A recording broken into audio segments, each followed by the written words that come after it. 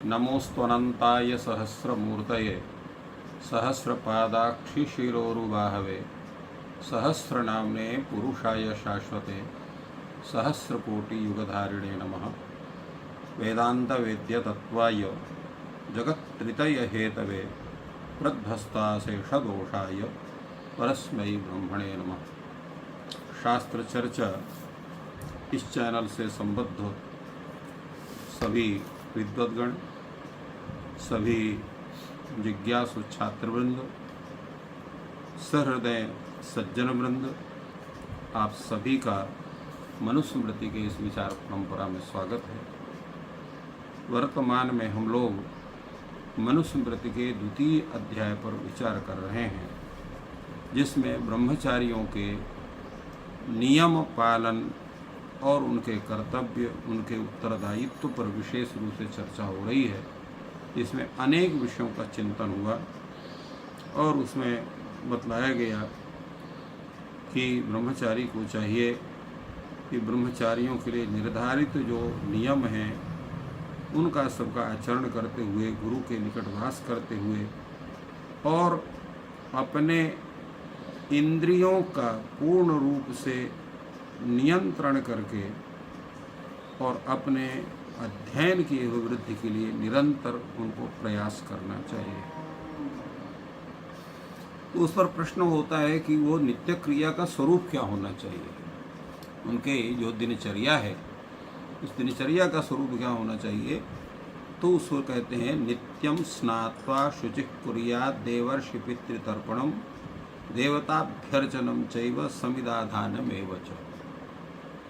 प्रातः से लेकर सायंकाल तक के कर्तव्यों को बतलाया कि नित्यम स्नात्वा शुचिः कुर्यात्। सबसे पहले उसको संपूर्ण नित्य क्रिया से निवृत्त होकर के स्नान करके अपने को पवित्र करना चाहिए और पवित्रावस्था में ही देवताओं का, ऋषियों का और पितरों का तर्पण करना चाहिए। इसके अनंतर पितृतर्पण के बाद देवताभ्यर्चनम चाहिए, देवताओं की पूजा करनी चाहिए और उसके अनंतर संविदाधानमेव च, हवन आदि कर्म करना चाहिए जो ब्रह्मचारी के लिए निर्धारित है, वो हवन कर्म करना चाहिए। अब ये कर्म केवल ब्रह्मचारियों की नहीं है, अभी तो गृहस्थों का भी है। गृहस्थ को भी नित्य तर्पण, देवर्षि पितृ तर्पण करना चाहिए, देवतार्चन करना चाहिए और संविदाधान में नित्य होम कर्म भी करना चाहिए। ये सभी के लिए सामान्य कर्तव्य की भावना से इस बात को बतलाया गया है। और क्योंकि मनुष्य जो है देव ऋण, पितृ ऋण, ऋषि ऋण, ये सभी ऋण उसको जन्मतः से प्राप्त होते हैं। तो देवर्षि पितृतर्पण से, देवताभ्यर्चन से, अतिथि सेवन से, संविदाधान से देवता, ऋषि और जो है सभी का उससे पोषण होता है और उसके साथ साथ में सभी की आराधना उससे संपन्न होती है। तो व्यक्ति का जो तेज है वो वर्धत, वो अभिवृद्ध होता है। उसके साथ साथ में ये भी कहा गया कि वर्जयेन मधुमांसम च गंधम माल्यम रसान् स्त्रियः शुक्तानि यानि सर्वाणि प्राणिनां चैव हिंसनम्।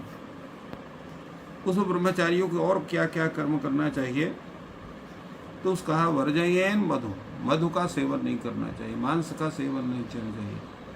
गंध है, माल्य है, अनेक प्रकार के विविध जो रस हैं और स्त्रियां हैं, और उसी के हिसाब से जो है तो जीवों की हिंसा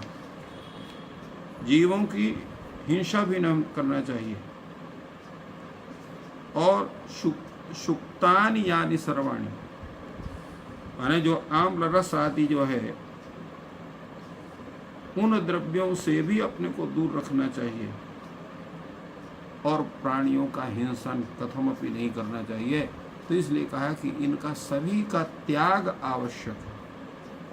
अब प्राणी से यहाँ पर जैसे मशक है, मक्षिकाएं हैं, या आप बैठे हुए हैं, आपको काट रहे हैं, तो आप मक्षिका माने मक्खी को मार दीजिए या मच्छर को मार दीजिए, इनका भी नहीं हिंसन करना चाहिए। उनको भगाने का उपाय आप कर सकते हैं, अनेक प्रकार के धूम आदि करके उनको हटा सकते, पर उनका हिंसा नहीं करना चाहिए।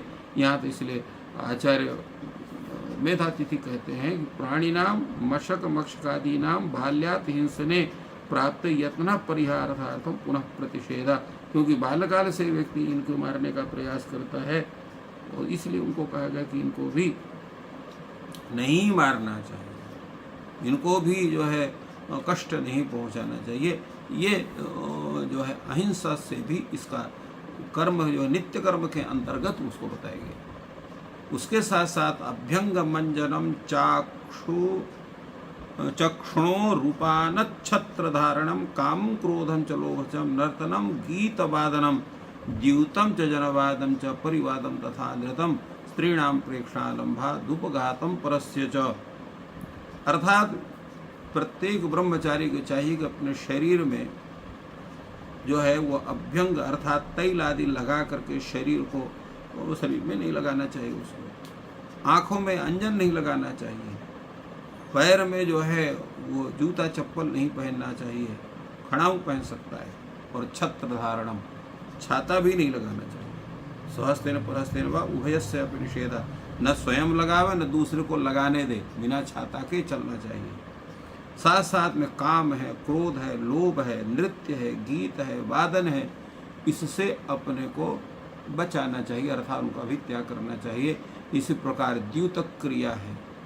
जनवाद का तात्पर्य होता है अकारण जो है लोगों से जो है बहस करना, जिसको वाक कलह भी कहते हैं, वो जनवाद कहलाता है।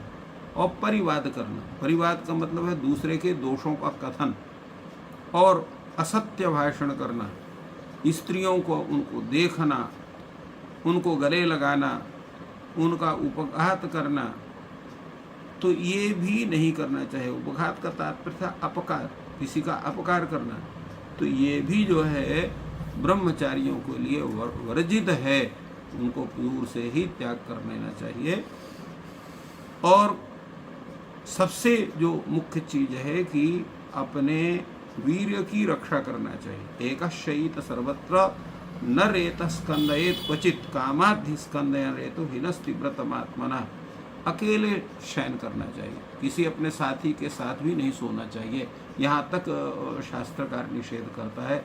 न रेत स्कंदयेत क्वचित, और यह प्रयास करना चाहिए कि उसका वीर्यपात कथमपि ना हो, कहीं भी ना हो।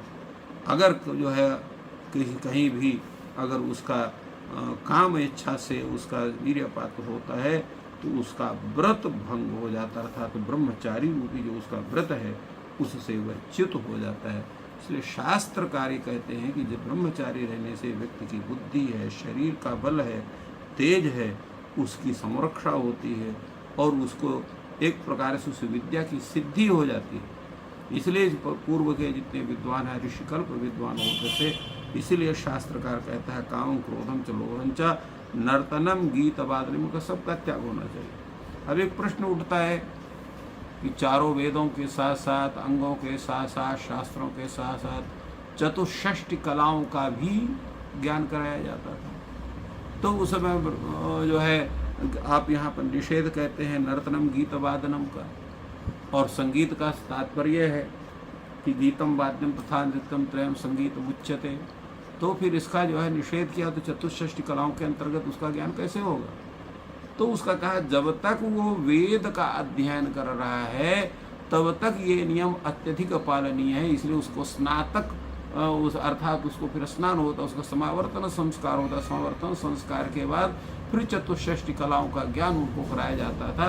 तो उसके पूर्व की ये संपूर्ण नियम है जिनका पालन करने के लिए